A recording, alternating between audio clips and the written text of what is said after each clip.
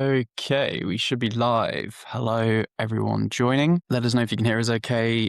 Drop a hello in the chat. It should be turned on. Very sorry for the last minute change to Zoom here. Maybe a few of you wondering why we're not on the usual YouTube. Our streaming software went down about an hour before the session today, so we had to do a quick change to Zoom. So thank you everyone for coming across here. Looks like people are joining. Drop a hello in the chat. Jason, how are you doing? Apparently, need to know how to use Zoom. I'm doing really well, man.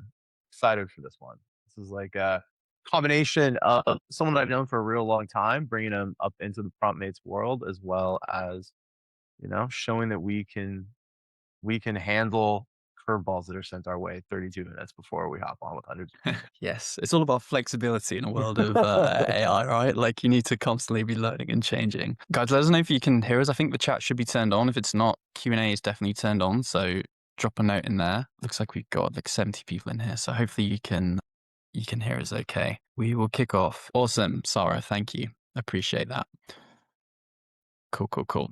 Awesome. So we've got a exciting show planned today, all about kind of AI content creation. We're going to talk about that, I guess, at kind of macro and a micro level. Like Jason's got a really cool demo at the end of his show on how to use Nano Banana for like individual recruiters reaching out to candidates. How can you make content that they're going to engage with? Before that, we're really lucky to have like a global talent brand and recruiting marketing leader in Rachel, who we'll get to know shortly. And we're going to talk more about like, I guess, strategy and how she thinks kind of on a global and leadership level on using AI for content within recruitment marketing. So 30 minutes Q&A. If you have any questions already, feel free to start throwing those in the Q&A section and we'll try get them to Rachel in the 30-minute slot. Before that, we are very kindly joined by Amy from Pinpoint today. Pinpoint are sponsoring the show, so you can continue to make it free. We've got a demo lined up on their automations, which I think have been rolled out for a few months now, Amy, but there's maybe some cool data you're going to show us on like how building automations in the recruitment process impacts the candidate experience. Hopefully that's not too many spoilers, but I'm excited to see that. So Amy, please take us away. Great. Okay. Hello, everyone. I'm Amy and I'm an AE at Pinpoint. I'm going to share my screen. Now, I was just saying to Jason, I get the heebie-jeebies. I'm going to share the wrong one. So let's hope that you can all see. Jason, can I get a nod? Because you know what I'm saying. Thank you. All right, lovely. So for those that don't know, Pinpoint is an ATS really built for companies with complex hiring or those that have to manage multiple streams of hiring. So that could mean multiple locations, brands, remote workers, desk workers, contractors, volunteers, cover a broad spectrum. And really, because of this, automation, AI are just really, really important to customers. So over the next 10 minutes, we're going to be looking at 3 automation workflows. Recruiters are, and I'm preaching to the choir here, but recruiters are always being asked to do more with less. So being able to automate admin in order to just free up your time, focus on strategic sourcing, planning, reducing cost, time to hire, all of those KPIs and goals become really achievable when you use automation within your process. So, very quick introduction. Pinpoint is built to make hiring less complicated, very simply. From planning, attracting, engaging, selecting, all the way through to onboarding, the process should feel really simple. It should feel consistent. It should speak to your employer brand, and it should be very scalable. Really, the end result is less admin. It's just a smoother process for hiring managers and ultimately a better experience for your candidates. A few stats that like Pinpoint customers are currently achieving. The main 2 that we're going to be focusing on with these workflow automations are on the right. So how are customers reducing admin by 80% without compromising that experience? And you'll see that some companies are seeing an increase of 60% in their candidate NPS, which very much negates the idea that automating a process ruins the experience. And that is evidenced by this graph. So this is our real customer data. The more automations that Pinpoint customers use, the higher their NPS tends to be. Probably loads of people on this call are using automation in their ATSs already, and it normally involves things like auto knockouts, auto rejections, tagging, scheduling, but there is a level deeper that you can go within Pinpoint automations. So we'll look at a couple of examples here. The first one that we'll look at is shortlisting, screening, and updating our candidates. So, to explain, the workflows will work off of triggers. So, something has happened. Certain conditions will then need to be met in order for actions to happen off the back of that. So, fairly simple start in that the application is created here. What the workflow is doing is checking the job that the application is against. In this case, it's the marketing coordinator. Let me just zoom in a little bit and then make sure that everyone can see it. Here we are. Scroll up. So the first thing that we're doing is checking the experience level. So this is something that we are proactively finding out from the candidate at the application stage. Do you have 3+ years of B2B marketing experience? If no, again, this is fairly normal within an ATS, but you can set up an automatic rejection. Obviously, you can do that within business hours. You can delay that. Don't know if anyone on this call has been rejected at Sunday at 8 p.m. That's happened to me. Pretty brutal way to end the week. So you make sure that you're giving a good candidate experience, even if in this case it's a no. What we want to do most of the time is layer this with other core criteria. So often I'm asked about, can I score a screen in and out for working rights? In this case, if you have applicable working rights, that's great. You can still be considered.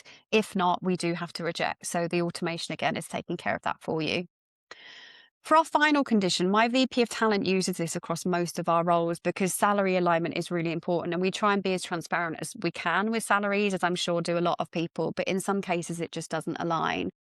We don't necessarily want to reject candidates across the board because they want a slightly higher salary. So you can see here that instead of rejecting a candidate, we're going to add them into our talent pipeline to be considered for maybe more senior marketing positions in the future that open up.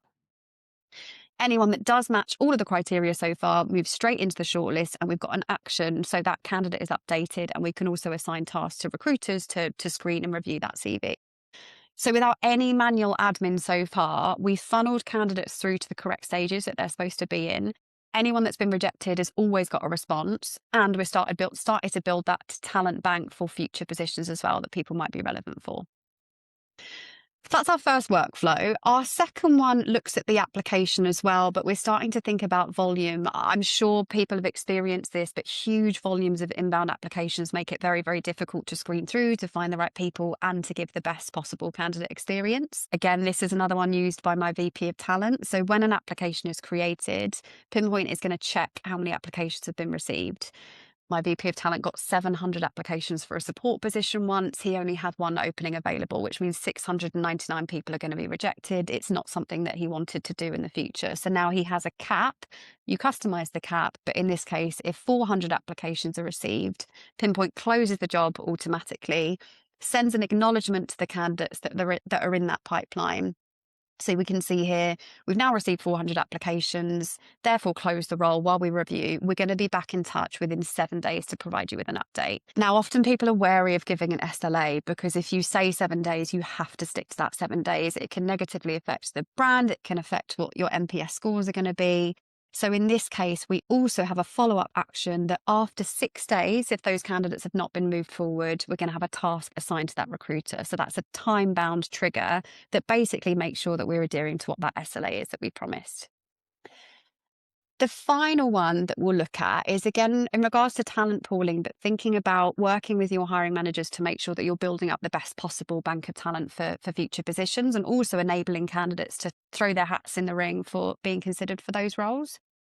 So the trigger in this case is actually at the end of the process. The candidate has been rejected.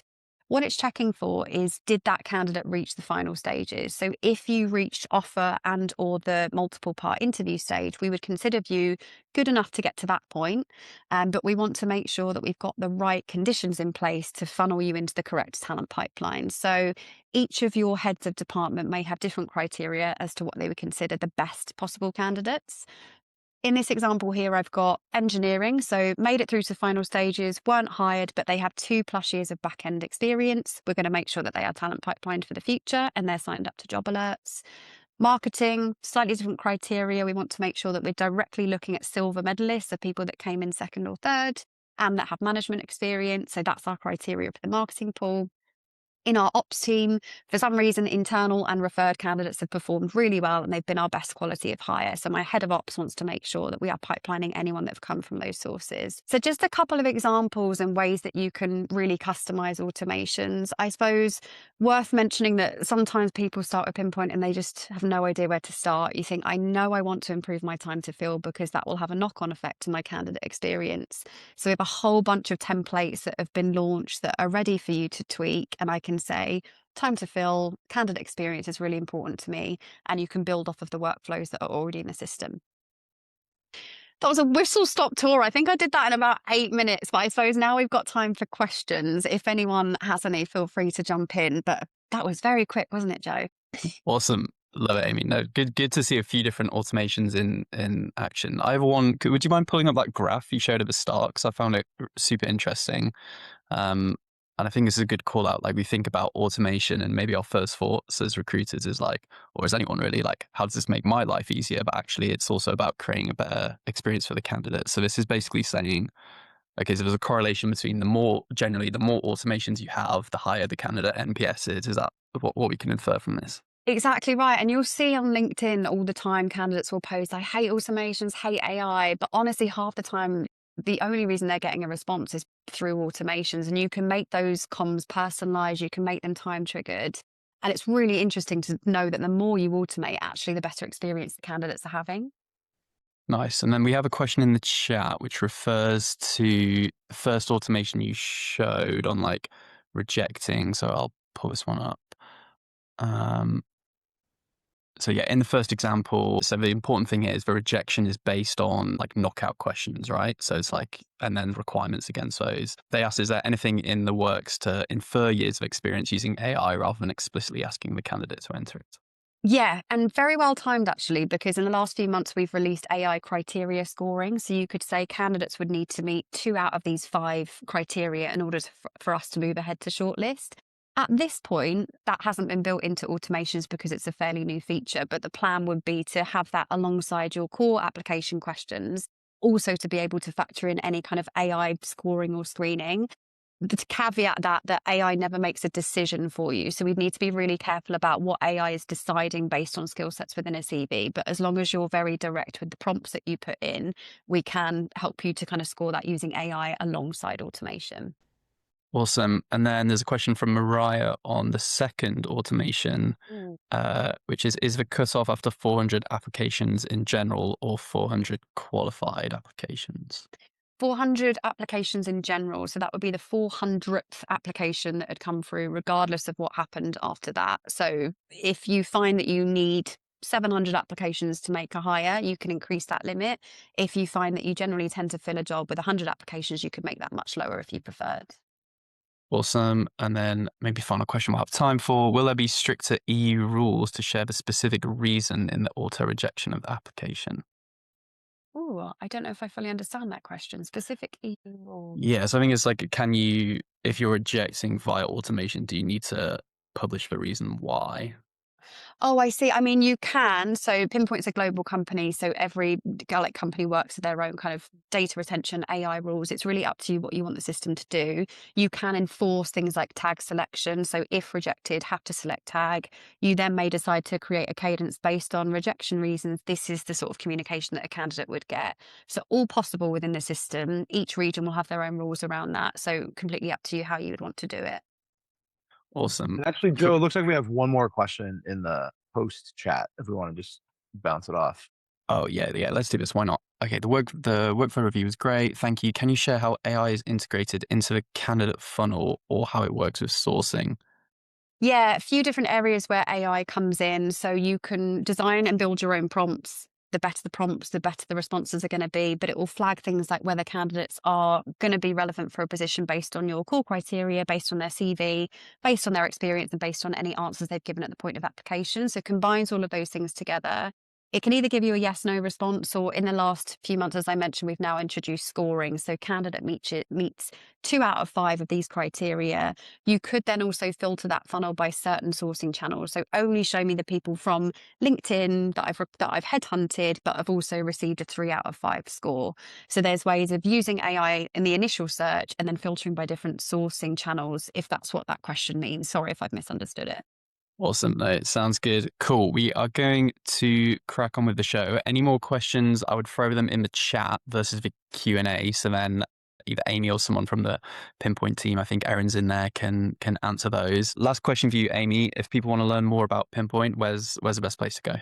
Yes. So Erin has kindly just shared a link within the chat. If anyone wants to book time, if you're not proactively looking for a new ATS and you just want to have a little snoop around, you're more than welcome to book time in. That's absolutely fine. Find me on LinkedIn, Amy Bush, or just reach out to us via Erin. Awesome. Amy, thanks for supporting the show and giving us a tour of some automations. We'll let you go. Have a lovely day. Nice to meet everyone. Bye. Thank you.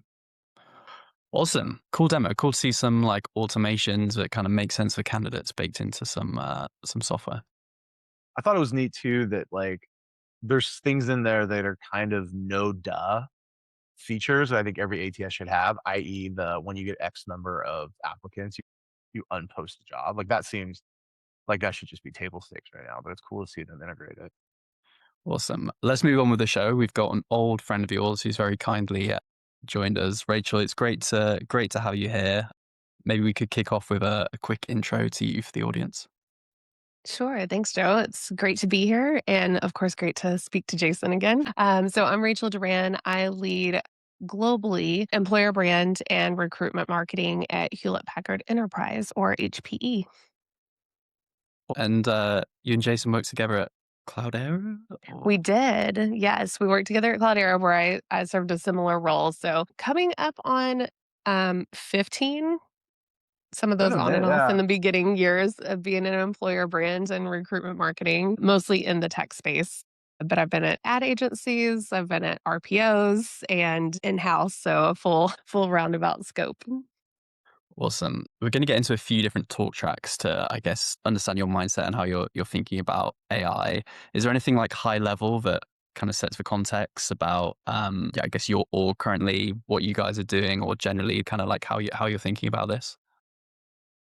Yeah, so it's an interesting space, especially with HPE being in the AI space and being a player there, right? So it's a headline consideration as well too, right? Being in talent acquisition and how are we using AI? So it's a very balanced approach on how are we staying ahead of the game, improving the candidate experience, right? That's always the goal. Improving the pathways to attracting and converting top talent. But with having that balance on, ethical responsibilities, what our responsibilities are back to our customers, what our responsibilities are for our candidates, data privacy, copyright. There's so many things to think about that kind of balance that conversation as we begin to implement these tools and making sure that we're testing thoroughly. Awesome. So we've got a few different talk tracks and kind of, I think I'll just kick off with the headlines that we've got on these prep docs here, which are kind of thought-provoking statements. And Jason, would love to get your take on all of these as well. So the first one is AI is not about doing it cheaper. It's about doing what you couldn't fund before. Explain that to us. Yeah, so I think it is about being cheaper in a lot of contexts. I'm sure that anyone would argue with me on that, but specifically for design and for employer brand and recruitment marketing, I feel like it's not necessarily, we have to take the focus off of cheaper because especially if you're in-house in talent acquisition, or even if you're a vendor providing these services at a cost, it's often very hard to get headcount for this anyway, right? We're not looking at AI to replace designers. I really have not been able to get that in a place of a trusted brand fidelity that I can consider where I can just have generative AI pumping out graphics that are constantly on brand, very consistent without having any kind of human check from a designer and knowing what that looks like. So these are not roles that we've had before. The way that I'm really looking at this internally, but just overall, even personally, when I'm looking into it for the entire employer brand and recruitment marketing space, and how do we kind of attach this, that's not really saving us money, because if we get to a tool that is actually producing what we need to, and is on brand and correct messaging, you are going to be, paying a nominal cost for that, but you're also going to need somebody to have that extra human review, and make sure that it's giving you the output that you want. So this is typically not a headcount that you're getting approved for. You usually, in most situations, you do not have a dedicated recruitment marketing person, even one. And in many other cases, you have literally one. So this is about how do you scale that operationally, get approvals quickly, and have some repeatable routines. So from an agentic standpoint, that's really kind of the framework that I'm thinking is how do we do our jobs better within the limitations we were already facing on headcount. Yeah, I'll add to that a little bit too. So I mean, one of the things that I saw with Rachel, so Rachel was the very first talent marketing person that we had ever hired at Cloudera. And you know, she was a team of, a mighty team of one, at least initially. But what you had was a lot of people that would raise their hands and think that doing talent brand was just like running an Instagram page or something to that effect. So that you get a lot of other people that are interested in it. But when Rachel and I were chatting last week and kind of kicking this whole thing off, it was the idea that like now those people who are raising their hands to do it as their side gig, can be way more empowered to create collateral, can be way more empowered. And by the way, when I say collateral, I don't mean necessarily just pretty visual images, which is the thing we're going to talk about later today. But I mean, it's also things like brand kits or, competitive battle cards. It's being able to do research about how your competition is talking about their talent brand. It's being able to take shots at like hyper personalized, like org specific employee value propositions. I mean, it's all these things that were like wish lists in the past that we can now use some of this assistive tech to help us not just create, but actually do the research and find. Right. And a lot of it is about, I'm not spending enough time, and I think a lot of talent branders would agree with me. I'm not spending enough time speaking to, team members at HPE, hiring managers, and really being out there, getting those, photos, videos, doing interviews and blogs. I would like to spend more time doing that. So how, and not putting out, I think everybody jumps to, let's do AI video, let's do AI graphics, and it starts hallucinating. And it's a little bit disconcerting if you think about you're supposed to be hearing a video from a team member, but it's clearly an AI. Like that would be damaging to your employer brand reputation, right? You want to have real team members. So taking the focus off of that, and how do I actually activate the back end of what I'm doing, all of these nitpicky things that I'm doing on the back end to get to one video or a handful of graphics? How do I make that quicker, and more automated so that I can get in front of people and do those real stories more often and have more time to do that? Yeah. Really Last thing I'll say about it too, like one thing that Rachel did that I thought was really cool at Cloudera, I don't know why I didn't think about this last week, was we got told we don't have budget for video op. We just did. Like, so, we wanted to be able to like send a professional with a camera to every one of our, at the time, probably like 17, 18 global offices. And it was like hard pass. We're not doing that. So what Rachel came up with was the idea of creating like an actual physical brand kit that had a thing that it was, cell phones had come out. So like this was a thing to actually hold a camera, and she instructed everybody in the offices how to film the office. So what she did was she was told, you don't got money for X, and she figured out a way to do it with Y. That's all that she's talking about right now. It's just in a different one. So instead of sending gimbals out to Budapest so people can film what the office looks like, now what you're able to do is use AI to take those same videos, probably gimbal-less, and be able to make them look just as good as what you did before. So Yeah, really interesting discussion. I think it's like a wider lesson for like, we'll have folks here who aren't necessarily like purely on recruitment marketing. Like AI allows you to do those value add things, which you wouldn't have got budget sign off before, right? It's what we're saying here. Like we saw it in the community today, Jason, like folks creating bots to help candidates prep, like great for the candidate experience, probably great for their pass through rate as well. 5 years ago, you'd have never got budget for a point solution that's a candidate bot SaaS, right? Like you just wouldn't. So yeah, I really nicely framed that conversation. Let's move on to partnering with the marketing org. What's shadow marketing, Rachel? And is this something you've kind of seen people going wrong with? Yes. So probably the quickest way to explain it, and because I think we've all been there or witnessed it, is asking for forgiveness instead of permission on recruitment marketing plans. So that is typically a great way to get in a bad place in a relationship with your brand team and a marketing team. And that is not where you want to be if you actually want to activate not just AI or automation for employer brands and having that trust with them there, but just anything, right? Like if you want to have any kind of autonomy with being able to templatize things, activate your hiring managers and yourself to be able to have a quick graphic for you to post with your jobs on your, LinkedIn or your social media profiles, just for an example, or be able to own your own careers channels on social media with the branding. If you want to be able to get a green light on that, the best way to do it is to, from the beginning, have that a great relationship with your brand and marketing teams at your company. And that comes from building trust in the beginning, right? Coming to them and saying, hey, we have this need. Here's how hiring and attracting the right talent impacts us as a company.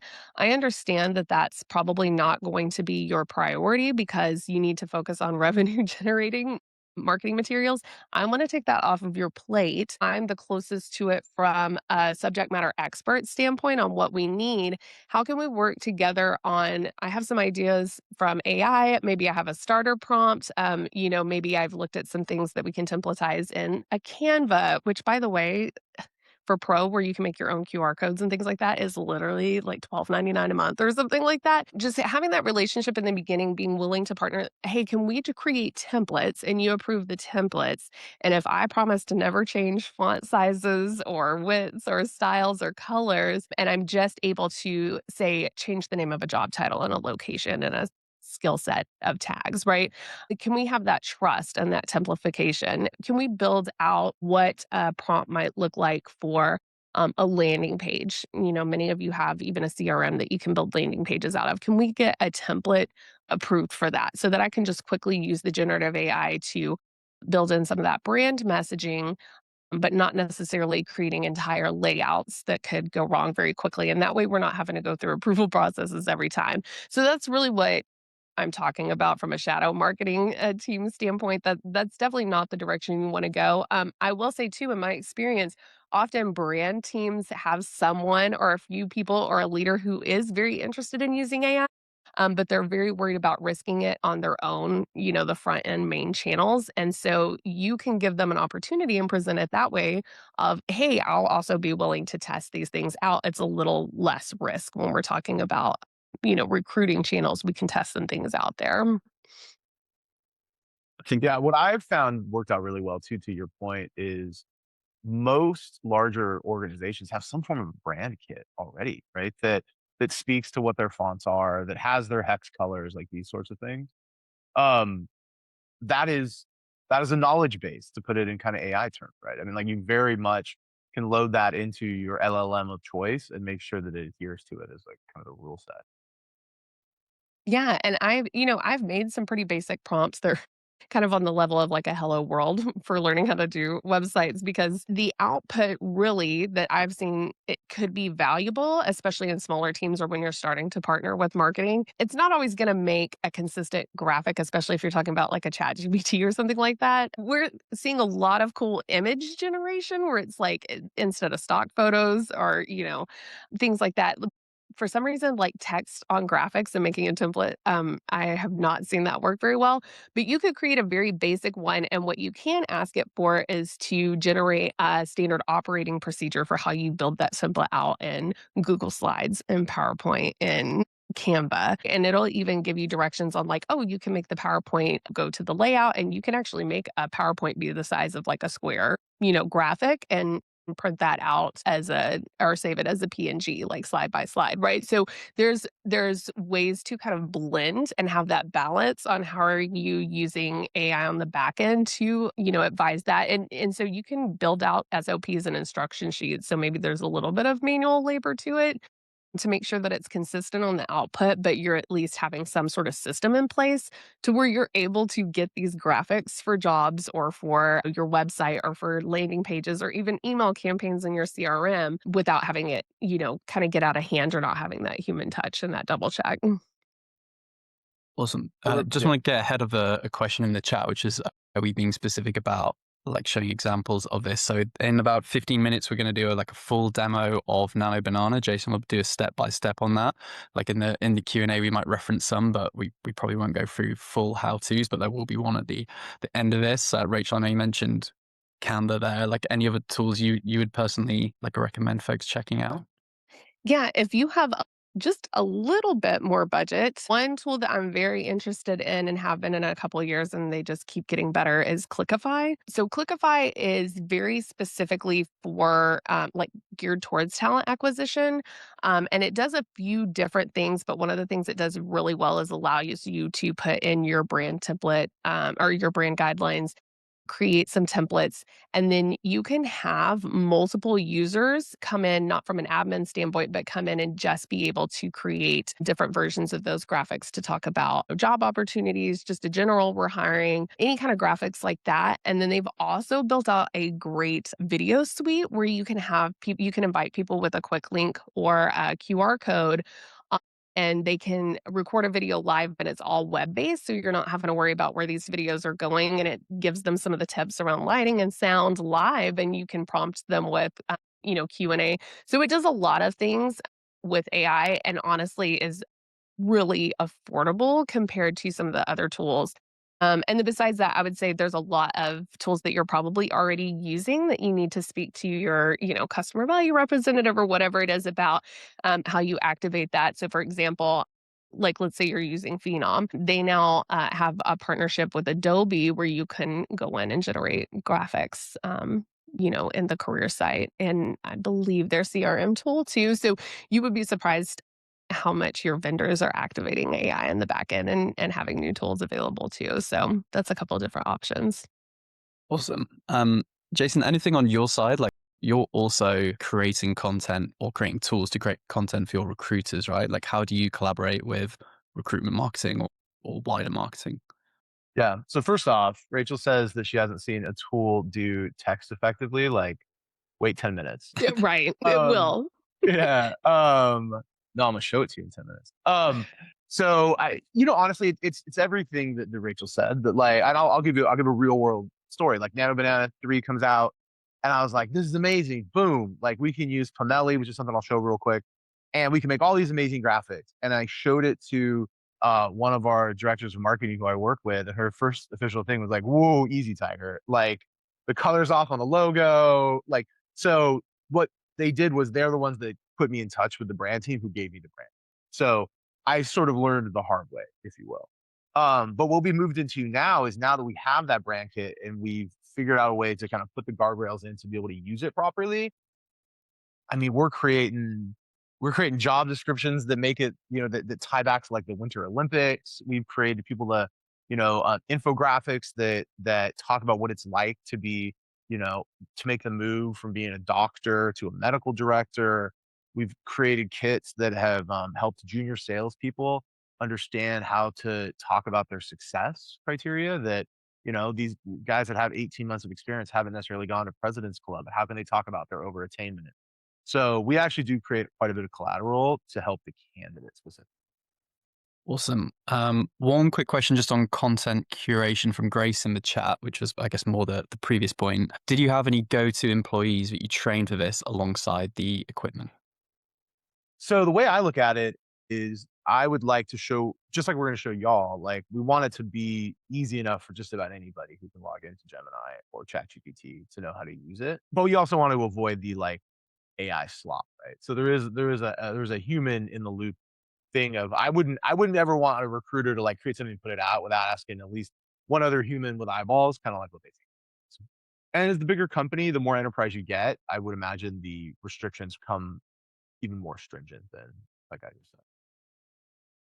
Yeah, and I'll clarify too. I meant for like, you're not going to get into a free version of ChatGPT or Perplexity or something like that and pop out a consistent, like, there's not going to be a prompt where you pop out a consistent brand okay template with text on top of it and pull that into a PowerPoint or a PNG. You definitely are going to have some kind of budget for the tools like what you're going to review today, and then some of the ones that I mentioned as well. Yeah, guardrails super important. I will say the unlock for me on this conversation, or the bit that like clicked in my brain, was that part you said where marketing teams are looking for like ways to experiment with AI in content, and recruiting could be almost that like innovation lab for them. Like I think that's a really cool thing I never thought about before, which could be like quite a strategic path for recruiting teams. So super interesting. Let's move on to pillar 3. So this was all about kind of budgeting and now being able to move with speed. So yeah, we'd love to hear a little bit about what you've been doing here, Rachel.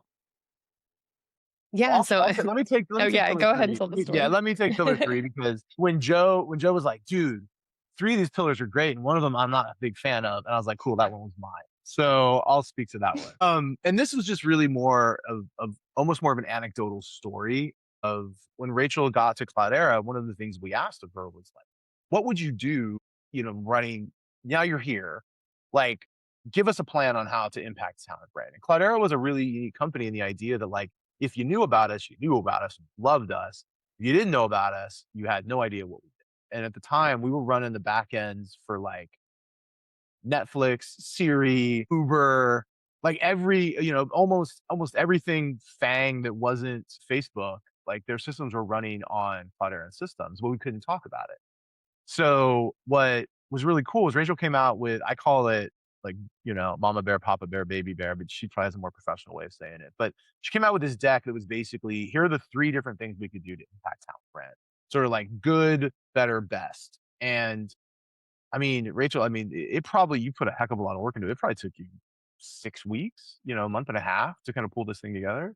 Right. And it's not just about how particular I am with my decks. Anyone who's worked with me knows I love a good slide, but it's the research that goes into that, right? Like the amount of time that it took for me to look at what the RFP could look like, who are some of the top vendors, what that pricing might look like. There was a lot of manual labor there. Yeah.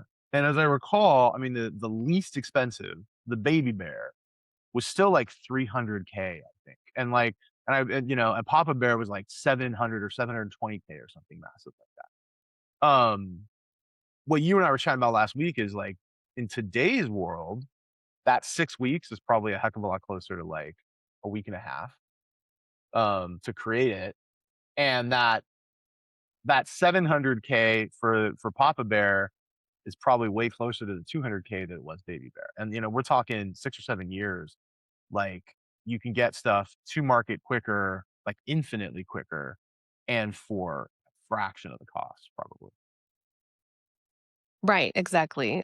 Even when it comes to, I think one of the things that we just to pitch was, how can we build an employer value proposition? This is always something that I hear, especially when you're starting with a blank slate coming in and you're hiring your first, employer brand. It's always like, oh, we need an EVP. And that is something that you can get a really quick start to by inputting the information around your guardrails for your brand, and then pulling in maybe some information around your public reviews on Glassdoor and Indeed and things like that, pulling in maybe blogs that have been written about different areas of your business.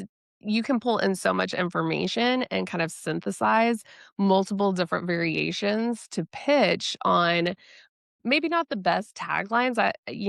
Maybe that's something you use your own creativity for, but you can at least get a starting place on what direction you can head, and what its understanding of all of this information put together, what that says about what your differentiators are with your competitors, all kinds of things. So that definitely speeds up a lot of that research process for sure.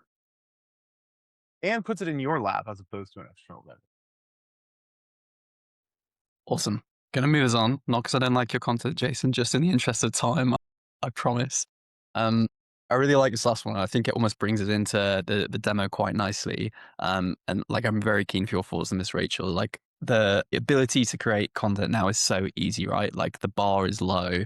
The ability to create high volumes is like, it's never been easier to just pump out content. Yeah, like in an age of like infinite content, like how are you thinking about creating things which candidates actually stop, resonate, and engage with? Yeah, and I think that's the thing that really needs some human touch, because at the end of the day, the people who you're wanting to stop scrolling and click are humans, making sure that it has that look, but making sure that you're thinking about things in a way that we know humans are interacting with and actually like better. So one huge example of this, and it was actually more of a surprise when I saw the data than anything. I knew it would be helpful, but I didn't know it would be this helpful as chatbots. Again, an investment, but an investment that I personally think is well worth it. So having a chatbot on your career site is almost like getting to be table stakes for a lot of candidates. Especially as demographics in the workplace and who you're typically hiring, continue to change, and you're going to have more and more people who are just native internet users who are used to using chatbots for everything. And implementing AI there, I think has a lot of potential on understanding not just the automation for you telling it how to answer certain questions, but being able to on its own answer good questions. That's something that I'm looking into. Like, how do we elevate that while staying within the rails of making sure that information is correct? But we've seen an 80% application conversion out of our chatbot on our career site. That's crazy to me. I knew it would be good. I didn't know it would be an 80% conversion rate. So that is something that I think is a good example of, from that generative text. I think that that is the most immediate opportunity for how you can expand and improve candidate experience. Awesome. Just question from a chat on chatbots, and there's maybe even Jason, I can speak to this as well. Anna agrees. Is there any specific tools you personally use for that, or was it, I assume, the marketing team that built that into the careers page? So for us, we use Phenom's chatbot. We use Phenom for our career sites, CRM, a few other things in the TA space. So they built that out for us. Another version that I've used before, back in the day when I did implementations for CRMs and career sites, is Paradox. They have a really interesting chatbot tool that is very specifically marketed to talent acquisition as well. And Jason, I don't know what you think, but I've always got my startup hat on here. Like the like low lift alternative would be a custom GPT or a custom gem that you could sort of just link to on every job ad. Yeah, like we're working on a custom gem that is going to be just for the sales, like I said, sales candidate enablement, and that's really going to be, yeah, like everything from what do I wear, what's this person's email after I interviewed with them, like just to your point, anything to increase engagement. Awesome. Anything else, either Jason or Rachel, on like building content candidates resonate with? I know we're going to jump into a demo in a moment, Jason. No, I'm excited to go into my All right. Well, sessions yeah. out. If there's any questions, feel free to throw them in. We may have time to get back to them at the end. Rachel, you're going to stay and live react for me to Jason's demo. Right? We Yes, want your of course. thoughts. I'm excited to see it. Awesome. Maybe let's do one more question if we can, Jason, just while you're loading things up. Can you share what kind of questions candidates typically submit to the chatbots? Yeah, that's an interesting one. Do you then get insights on that information which you can sort of feed back into the process? That's a really good question. I think for a starter, your best place is to probably ask your recruiters and sourcers, like get a sense of what they typically get asked on the phone. And you've probably had a legacy like email that somebody is monitoring on the back end, hopefully, to answer questions. And so you can even synthesize that, especially if you're in a Microsoft house where you have like Copilot, that, you could probably easily pull together like a summary of what those typical questions are and kind of start there with feeding in the answers. And the chatbot we have today is not necessarily, we're looking into going more true AI, but it's more suggested automations right now. We do have a process where we have, a real human looking at the unanswered questions bank So these were questions that were kind of out of left field enough that the chatbot was like, I don't have anything related to these keywords to give them. Every single month they're going in and cleaning that up and giving provided answers to those questions. And so you'll kind of, it's a continuous improvement thing. And I think that that's true even with AI, right? You want to go back in and make sure you don't need to make any adjustments to those guardrails. So I would suggest just thinking about it that way, have a starting place and just have it in mind to think about it very agile, that you're going to continuously improve it. Awesome. Yeah. The agility, I will say this agility piece, this is a chatbot that we created internally for employees. So this is not an external one. But if we had ignored the unanswered questions, like it turned out the number one most asked question was like, how do I order lunch? And like that didn't even make any of our pregame questions to put into the system. So it is a continuous learning situation. Awesome. Let's get onto this demo, Jason. Make sure we got time for it. So it's all Nano Banana, right? Which is in inside Google Yeah. Workspace. I'm actually gonna do the Gemini version, so it's extra accessible. Nice. Let's go. Yeah. So, I mean, general takeaway, and I know we talked a little bit about, or talked a lot of it about today around content generation. A month and a half ago, 2 months ago, Google decided to just really flood the zone and put a lot of really interesting new tools and capabilities out there. And one of the things that we learned kind of quickly on was Gemini really likes when you're able to communicate it with it in a language that it digs. And right now, kind of the favorite language of AI is JSON. JSON, like my name without name. JSON files. So what we created to show for you guys, and we'll give everybody a link to this when we're all done, is a set of 2 prompts here. The first of which will allow you to basically create a JSON, which will tell Gemini exactly what you want, either a visual job description or an infographic about a role. And then we talked a lot about AI, about brand kits this morning. I just pulled this together while we were on the call, but we also created a prompt to be able to get a first step at a brand kit. And what I'm not saying is I wouldn't use this to in lieu of something that the marketing team could give you, but to what Rachel said was, when you want to go partner with a marketing team, like maybe you can show up with like, hey, this is a brand kit that we've been working on, like how close am I? A general takeaway for AI is like proof of concepts, minimum viable products. We can get to those things so much faster nowadays than we ever could in the past. So I threw a little brand kit maker in here too for you guys. But let's show you how to use it. So start off, take the entirety of the prompt. We'll go here. You can see I was already messing around with it. And this is gonna be a two-step thing. So the first thing you're gonna do is you're going to answer a couple questions to be able to create your JSON. And then I'm gonna show you how to take that JSON, open up another chat in Gemini and drop it in there to actually have it make you something. So we're gonna do the basic brief. The difference between a basic brief and a deep dive brief on this is the deep dive brief is gonna ask you probably twice as many questions. And all that'll do is let you like really, really, really spec out exactly what you want out of the visual job description. If you've ever seen my LinkedIn, we've put a couple of these things out there. We've talked about, how to visualize your resume, what it's like to work at Hogwarts. So this is just a natural extension of that work that we did, but with the intention of being able to give you something that like when you're scrolling through LinkedIn, candidates will stop and take a look. So Jason, you got this on. Do you recommend this on thinking mode within Gemini? I recommend it on thinking mode. Good catch. Yeah, I tend to do it on thinking mode. I tested it on Pro as well, and quite frankly, it just made it slower. It didn't really actually give me any additional benefit. So, but when I did it on Flash, the fastest one, I wasn't thrilled with the results. So yeah, you want to. This is a mama bear situation to use our previous parlance. Little pro tip here, when you're asked questions in an LLM, just so you know, you can do this. Like I always go in and do number 1. So I'm going to say the job description is attached. Number 2, I want a visual job description in this case. Play around with both. Visual job description just tends to be a little bit more scroll stoppy in my experience. 3, where will this be used? So for this one, I'm going to do it in an Instagram feed.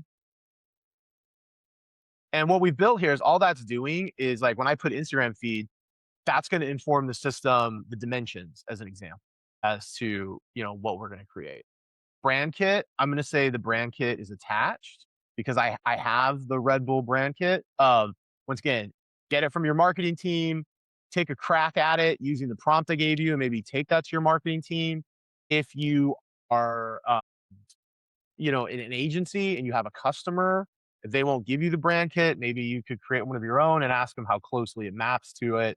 But what a brand kit is for all intents and purposes, fonts, taglines, the color systems, that sort of thing. Number 5, logo. I'm going to attach a logo. Number 6, headlines. We have a specific headline in mind. So the job that we're going to use today is going to be a job that I expect to be available in a number of weeks, which is the second driver for the Red Bull team. For those of you that know F1, the second driver seat tends to be one that is a bit of a musical chair. So we're going to say for our headline, come race with the best for a few weeks, because that's pretty much how long people usually get to be there. A call to action. I'm going to say, send your resume to, let's call it second seat at Red Bull Racing. Now, this is where it gets fun, like creative direction.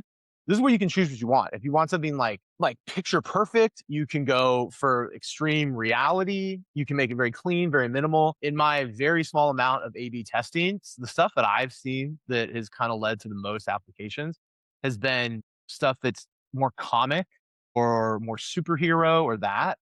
So for 8, I'm going to say, scroll stopping, if I can spell correctly, colorful, cartoonish,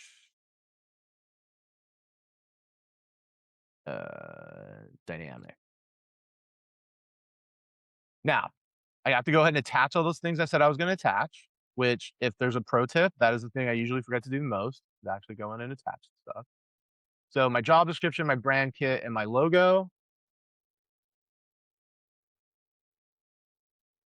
Now, what it's going to create is not the image, okay? It is going to create for me a JSON that I am now, it usually takes 30 to 45 seconds. I'm going to take that JSON, I'm going to copy that, and then I'm going to open up another Gemini. Do a little pre-work here.